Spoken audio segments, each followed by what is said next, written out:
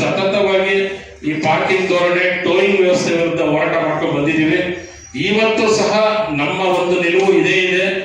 ಯಾವುದೇ ಕಾರಣಕ್ಕೂ ಬೆಂಗಳೂರಿನಲ್ಲಿ ಜನಸಾಮಾನ್ಯರ ಉಳಿತಾಯದ ಹಣ ದರೋಡೆ ಮಾಡಕ್ಕೆ ನಾವು ಬಿಡಲ್ಲ. ಈ ಮೂಲಕ ಎಚ್ಚರ ಕೊಡ್ತಾ ಇದ್ದೀವಿ.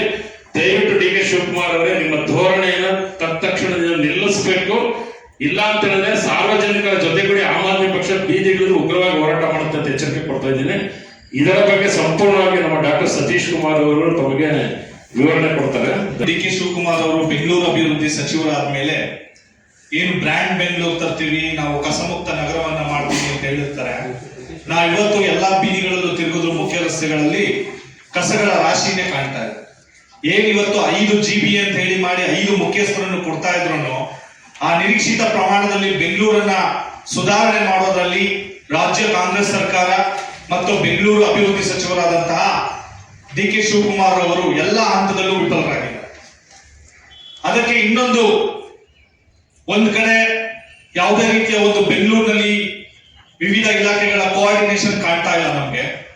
ಇನ್ನೊಂದು ಕಡೆ ನೋಡಿದ್ರೆ ಈಗಾಗಲೇ ಏನು ಕಳೆದ ಬಿಜೆಪಿ ಸರ್ಕಾರದ ಅವಧಿಯಲ್ಲಿ ಪಾರ್ಕಿಂಗ್ ನೀತಿಯನ್ನ ತರ್ತೀವಿ, ಏನು ಸಾರ್ವಜನಿಕರ ವಾಹನಗಳನ್ನ ಟೋವಿಂಗ್ ಮಾಡ್ತೀವಿ ಅಂತ ಹೇಳಿ ಏನು ಸುಲಿಗೆಗಳನ್ನ ಮಾಡ್ತಾ ಇದ್ರು, ಅದರ ವಿರುದ್ಧ ನಾವು ಆ ದಿನಗಳಲ್ಲೇ ಹೋರಾಟ ಮಾಡಿದ್ವಿ.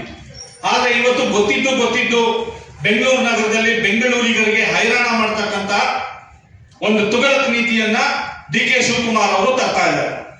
ಇವತ್ತು ಸಮರ್ಪಕವಾದ ಒಂದು ಆಸ್ತಿ ಪಾಲಿಕೆಗಳಲ್ಲಿ ಆಸ್ತಿ ನಿರ್ವಹಣೆ ಮಾಡ್ತಕ್ಕಂಥ ಕರ ನಿರ್ಧಾರ ಮಾಡಿದ, ಎ ಖಾತಾ, ಬಿ ಖಾತಾ, ಅನೇಕ ಗೊಂದಲಗಳನ್ನ ಒಳಗ್ ಮಾಡಿದ್ದಾರೆ. ಅದರಲ್ಲಿ ಟ್ರಾಫಿಕ್ ಅನ್ನೋ ನೆಪದಲ್ಲಿ ಇವತ್ತು ನಾವು ಗೊತ್ತಾಗ್ತಾ ಇದೆ, ಕೆಲಸಗಳಾಗ್ತಾ ಇದೆ. ಆದ್ರೆ ಟ್ರಾಫಿಕ್ ಅನ್ನು ನಿರ್ವಹಣೆ ಮಾಡಲಿಕ್ಕೆ ಪೊಲೀಸ್ ಇಲಾಖೆಗೂ ಸಹ ವೈಫಲ್ಯ ಆಗಿದೆ. ನೀವು ಸಂಚಾರ ವಿಭಾಗ ಅಂತ ಹೇಳಿ ನೀವು ಡಿಸಿಪಿಗಳನ್ನ ಆಯುಕ್ತರನ್ನಾಗಿ ಆಯಾ ವಲಯಗಳಲ್ಲಿ ನೇಮಕ ಮಾಡಿದ್ದೀರಾ. ಅವರಿಗೆ ಒಂದು ಸೂಕ್ತವಾದ ಫೋರ್ಸ್ ಅನ್ನ ಕೊಟ್ಟು ನೀವು ಟ್ರಾಫಿಕ್ ಅನ್ನ ಮ್ಯಾನೇಜ್ ಮಾಡ್ತಕ್ಕಂಥ ಕೆಲಸಗಳನ್ನ ಮಾಡಬೇಕು. ಅದನ್ನ ಬಿಟ್ಟು ಚಿಲ್ಲರೆ ಕಾಸಿಗೆ ಯಾವುದೋ ಪಾರ್ಕಿಂಗ್ ಇದನ್ನ ತಗೊಂಡೋಗಿ ಟೆಂಡರ್ ಗಳನ್ನ ಕರೆದು ಅನೇಕ ಪತ್ರಿಕೆಗಳಲ್ಲಿ ಟೆಂಡರ್ ಗಳನ್ನ ಕರೆದಿದ್ದೀರಾ. ನಿಮ್ಮ ಈ ಒಂದು ಕಾಂಗ್ರೆಸ್ ನೀತಿಯನ್ನ, ಡಿ.ಕೆ. ಶಿವಕುಮಾರ್ ಅವರ ನೀತಿಯನ್ನ ಆಮ್ ಆದ್ಮಿ ಪಾರ್ಟಿ ನಾವು ಉಗ್ರವಾಗಿ ಖಂಡನೆಯನ್ನ ಮಾಡ್ತೀವಿ. 1.6 ಕೋಟಿ 2 ಕೋಟಿ ಯಾರೋ ಗುತ್ತಿಗೆದಾರರಿಗೆ ನೀವು ಗುತ್ತಿಗೆ ಕೊಟ್ಬಿಟ್ಟು ಪುಡಿಗಾಸ್ಗೆ ಅವರು ಇಲ್ಲಿ ಕೋಟ್ಯಾಂತರ ರೂಪಾಯಿಗಳನ್ನ ಏನು ಗಂಟೆಗೆ ಒಂದು 2 ವೀಲರ್ ನಿಂತ್ಕೊಂಡ್ರೆ 15 ರೂಪಾಯಿ 20 ರೂಪಾಯಿ ನೀವು ಬೆಂಗಳೂರಿನ ಎಲ್ಲಾ ವಲಯದ ಮುಖ್ಯ ರಸ್ತೆಗಳಲ್ಲಿ ಮಾಡ್ಕೊಂಡು ಕೂತ್ಕೊಂಡ್ರೆ ಜನ ಯಾವುದನ್ನು ಉಳಿತಾಯ ಮಾಡಬೇಕು? ನಿಮ್ GB ಆಗಿದ್ರಿಂದ ಏನ್ ಆದಾಯ ಇದೆ? 10,000 ಕೋಟಿ ನೀವು ಬಜೆಟ್ ಮಾಡ್ಕೊಂಡಿದ್ರು ಚಿಲ್ಲರೆ ಕಾಸಿಗೆ ಯಾರು ಇದು ಕೊಟ್ಟು ಯಾರು ಹೊಟ್ಟೆ ತುಂಬಲಿಕ್ಕೆ ಈ ನೀತಿಯನ್ನ ಮಾಡ್ತಾ ಇದ್ದಾರೆ?